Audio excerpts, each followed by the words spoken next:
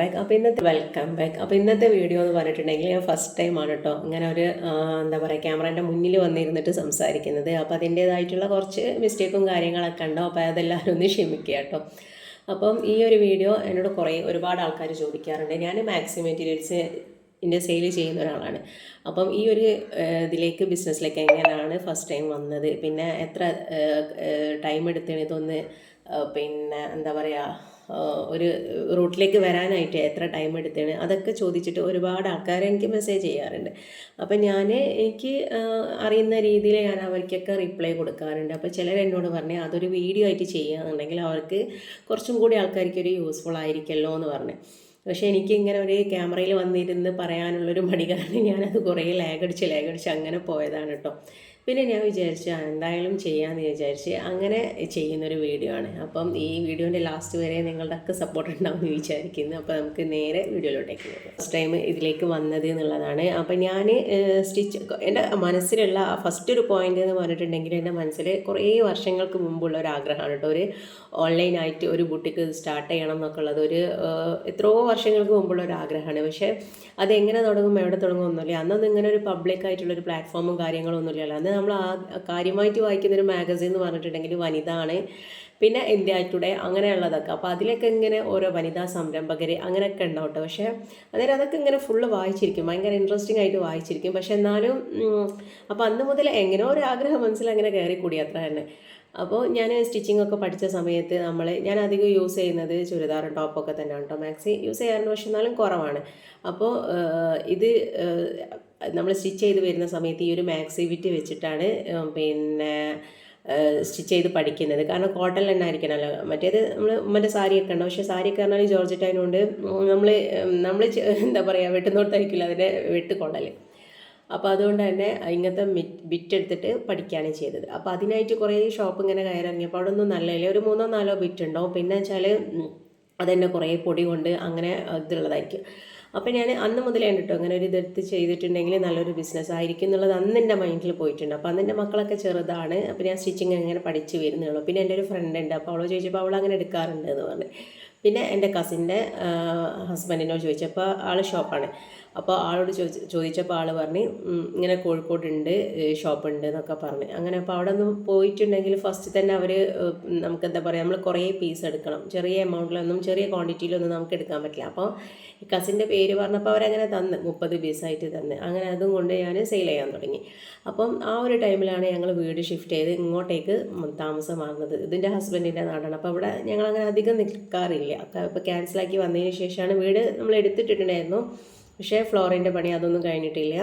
അപ്പോൾ നമ്മൾ ഇങ്ങോട്ടേക്ക് ഷിഫ്റ്റ് ചെയ്ത് പിന്നെ വീട് പണി ഇങ്ങനെ നടന്നുകൊണ്ടിരിക്കുക. ഒരു 7-8 മാസമായിട്ട് കണ്ടിന്യൂറ്റി നടന്നുകൊണ്ടിരിക്കുകയാണ്. ആ ഒരു ടൈമിലാണ് ഞാനൊരു 20 പീസ് ഞാനിങ്ങനെ ഹസ്ബൻഡിനോട് ചോദിച്ചു ഞാൻ എടുക്കട്ടെ. അപ്പോൾ എന്നോട് എടുക്കണ്ടെന്ന് പറഞ്ഞില്ല, എടുത്തോന്നും പറഞ്ഞിട്ടില്ല. അപ്പോൾ ഞാൻ എന്തായാലും ഒരു ദിവസം വീട്ടിൽ പോയി നിന്ന് വരുമ്പോൾ ഞാൻ ഒരു 10-20 പീസ് എടുത്തു പോകുന്നത്. അതിൻ്റെ കൂടെ മോനുണ്ട്, ചെറുതാണ് ആൾ.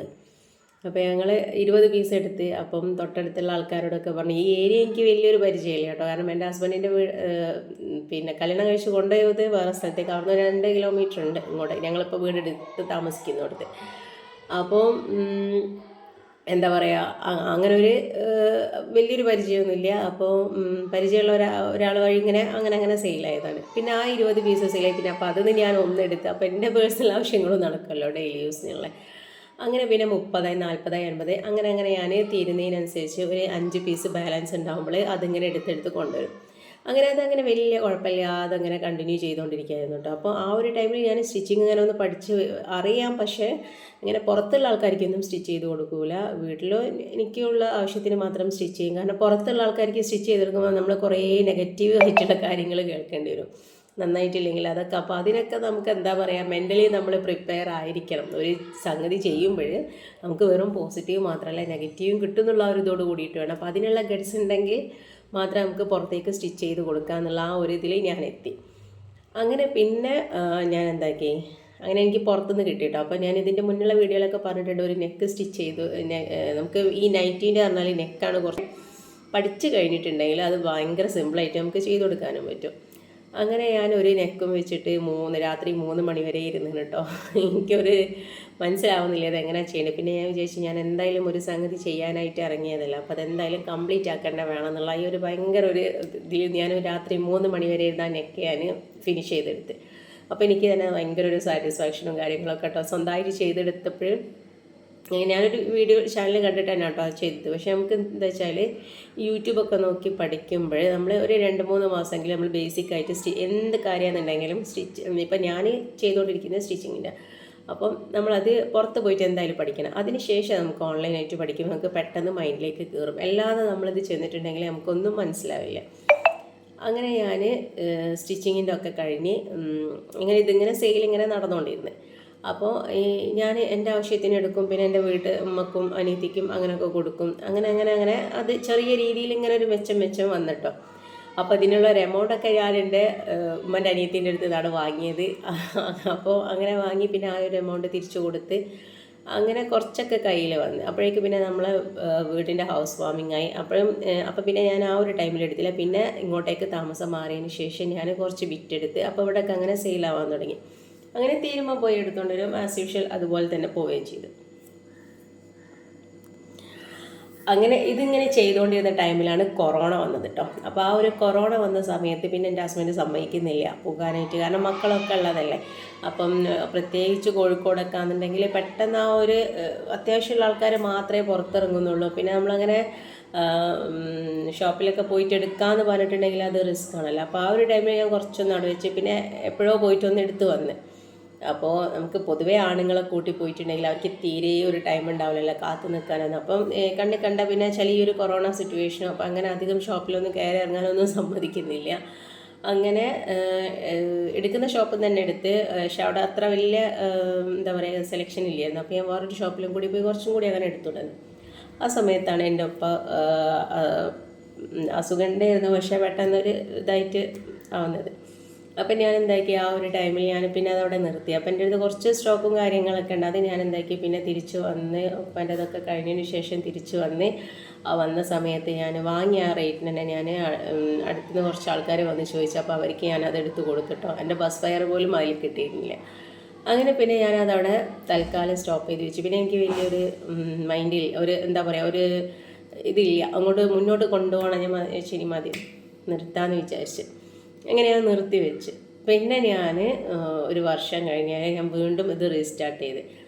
അപ്പം ഞാൻ ഈ ഒരു ചാനലൊക്കെ കണ്ടത് എന്താണെന്ന് വെച്ചിട്ടുണ്ടെങ്കിൽ ഈ ഒരു ബിസിനസ് മുന്നോട്ട് കൊണ്ടുപോകാൻ വേണ്ടിയിട്ടാണ് ചാനൽ ഞാൻ തുടങ്ങാനുണ്ടായ മെയിൻ റീസൺ കേട്ടോ. അപ്പം ഞാൻ വിചാരിച്ചത് ഇതിട്ട് കഴിഞ്ഞാൽ അപ്പം തന്നെ നമുക്ക് ഒരുപാട് ആൾക്കാർ വരും, സെയിലാവും, അങ്ങനെയൊക്കെയുള്ള ഒരു തെറ്റായ ധാരണയിലാണ് ഞാൻ ഈ ഒരു ചാനൽ തുടങ്ങാനുള്ള കാരണം. അങ്ങനെ ചാനലിൽ പിന്നെ ഞാൻ റീസ്റ്റാർട്ട് ചെയ്ത് പിന്നെ ഞാൻ ചാനലിട്ടു. പക്ഷേ ആരും ചോദിച്ചു വന്നില്ല കേട്ടോ, ഒരു 30 പീസ്. പക്ഷേ അത് ഞാനൊരു വീഡിയോ ആയിട്ടൊന്നും അങ്ങനെ ചെയ്തില്ല, ജസ്റ്റ് ഒന്ന് ഇങ്ങനെ ഞാൻ നിലത്തിരുന്നിട്ട് അതിങ്ങനെ കുറച്ച് സാധനങ്ങൾ ഇങ്ങനെ കാണിച്ച ആ ഒരു ഇത് തന്നെ. അപ്പോൾ അതുകൊണ്ടാവും ചിലപ്പോൾ എൻ്റെ പ്രസൻറ്റേഷൻ മോശമായതുകൊണ്ടായിരിക്കും അങ്ങനെ ഒരു റീച്ച് കിട്ടാഞ്ഞത്. അങ്ങനെ പിന്നെ അതവിടെ നിന്ന് പിന്നെ എനിക്ക് വീടിൻ്റെ അടുത്തുനിന്ന് സെയിൽ അത്യാവശ്യം പോകുന്നുണ്ട് കേട്ടോ. അപ്പോൾ അങ്ങനെ സെയിലായിപ്പോയി. പിന്നെ ഞാൻ അവിടുന്ന് കുറേ കഴിഞ്ഞതിന് ശേഷം ഒരു 50 പീസ് എടുത്തിട്ട് ഞാൻ എന്താക്കി ഒന്ന് ചാനൽ ശരിക്കും നല്ലൊരു വീഡിയോ ആയിട്ട് തന്നെ ക്രിയേറ്റ് ചെയ്തിട്ട്, കാരണം മറ്റുള്ള ചാനൽസൊക്കെ അന്നേരം വീഡിയോ ചെയ്യുന്നുണ്ട്. അപ്പോൾ അവർ ആ ഒരു വീഡിയോ ഒക്കെ കണ്ടിട്ട് ഞാൻ ചെയ്യാൻ തുടങ്ങി. അങ്ങനെ ഞാൻ ചെയ്തിട്ട് അപ്പോൾ എനിക്ക് ഫസ്റ്റിൽ ഒരു മാസം ആരും വന്നില്ല കേട്ടോ. അപ്പം ഞാൻ വിചാരിച്ചു ഇതും ഫ്ലോപ്പായി പോയിരിക്കും എന്ന് വിചാരിച്ച്. അങ്ങനെ പിന്നെ ഇവിടെ ഞാൻ കുറ്റ്യാടിക്ക് അടുത്താണ് കേട്ടോ താമസിക്കുന്നത്. അല്ല, കുറ്റ്യാടിയാണ്, പാലേരി എന്ന് പറയും. അപ്പം വടകര ഭാഗത്ത് നിന്ന് എനിക്കൊരു കോള് വന്ന് ഇങ്ങനെ ഇതിൽ കണ്ടിട്ട് വിളിക്കുന്നതാണ്, നിങ്ങൾ ചെയ്യുന്നുണ്ടോ എന്ന് ചോദിച്ചിട്ട്. അപ്പം ഞാൻ പറഞ്ഞാൽ ചെയ്യുന്നുണ്ട്. അങ്ങനെ അവർക്ക് ഞാൻ 10 പീസ് കുറ്റ്യാടി സ്റ്റാൻഡിൽ കൊണ്ടു കൊടുത്തിട്ടോ. അതാണ് എൻ്റെ ഫസ്റ്റ് ഓൺലൈൻ സെയിൽ എന്ന് പറഞ്ഞിട്ടുണ്ടെങ്കിൽ. അങ്ങനെ മാഷാഅല്ലാഹ് അവർക്ക് മെറ്റീരിയലൊക്കെ നല്ല ഇഷ്ടപ്പെട്ട് അവർ പറഞ്ഞു ഇനി ഉണ്ടെങ്കിൽ നിങ്ങളെ കയ്യിൽ നിന്ന് തന്നെ എടുക്കാമെന്ന് പറഞ്ഞു. അങ്ങനെ അത് സെയിലായി. പക്ഷെ അപ്പോഴും നമുക്ക് ഓൺലൈനായിട്ട് ആരും വരുന്നില്ല കേട്ടോ. അങ്ങനെ പിന്നെ നമുക്ക് ഫസ്റ്റ് വന്നത് പാലക്കാട് നിന്നൊരു ടീമാണ് കേട്ടോ. ഒരു 10 പീസ് വേണമെന്ന് പറഞ്ഞിട്ട്. അപ്പോൾ എനിക്ക് ഭയങ്കര ടെൻഷനും എക്സൈറ്റ്മെൻറ്റും കാര്യങ്ങളൊക്കെ ആയിട്ടോ. ഫസ്റ്റ് ടൈമാണ് ഇങ്ങനെ. അപ്പോൾ ഞാൻ ഞാൻ ചെയ്തുതരാമെന്ന് പറഞ്ഞു. അപ്പോൾ എൻ്റെ അടുത്ത് കൊറിയർ കവറില്ല, അങ്ങനത്തെ സംഭവങ്ങളൊന്നും എനിക്ക് അറിയൂല എന്താണെന്നുള്ളത്. അങ്ങനെ പിന്നെ ഞാൻ അതിനെപ്പറ്റി സെർച്ച് ചെയ്ത് അപ്പോൾ എനിക്ക് ഏകദേശം ഒരു ഐഡിയ കിട്ടി. ഇപ്പോൾ യൂട്യൂബും ഒക്കെ ഉള്ളതിനോട് നമുക്ക് എന്താ പറയുക, അങ്ങനെ നമ്മൾ ഒരു വണ്ടർ അടിച്ച് നിൽക്കൂല. എന്തെങ്കിലും കാര്യം കേട്ടിട്ടുണ്ടെങ്കിൽ നമുക്ക് പെട്ടെന്ന് സെർച്ച് ചെയ്തെടുക്കാമല്ലോ. അങ്ങനെ ഞങ്ങൾ സെർച്ച് ഈ ഷിപ്പിംഗ് കവറൊക്കെ വാങ്ങി. പിന്നെ അന്നേരം ഷിപ്പിംഗ് കവർ ഞാൻ വാങ്ങിയിട്ടില്ല. ഒരു സാധാ ഒരു പ്ലാസ്റ്റിക് കവറിൽ തന്നെ നമ്മൾ സാധാ കൊണ്ടുവരുന്ന കവറില്ലേ, അതിൽ പാക്ക് ചെയ്ത് ടാപ്പോണ്ടൊക്കെ പാക്ക് ചെയ്ത് ഒരു വൈറ്റ് പേപ്പറിൽ അഡ്രസ്സൊക്കെ എഴുതി അങ്ങനെ നമ്മൾ DTDC വഴിയാണ് ചെയ്തത്. അപ്പം DTDCക്ക് ആണെന്നുണ്ടെങ്കിൽ നല്ല ചാർജ് കേട്ടോ. 10 പീസിന് 180 റുപ്യാണ് ഫസ്റ്റ് പേയ്മെൻറ്റ് എന്നോട് അവർ വാങ്ങിയത്. അപ്പം ഞാൻ പക്ഷേ കസ്റ്റമറോട് വാങ്ങുന്നത് 110 രൂപയാണ്.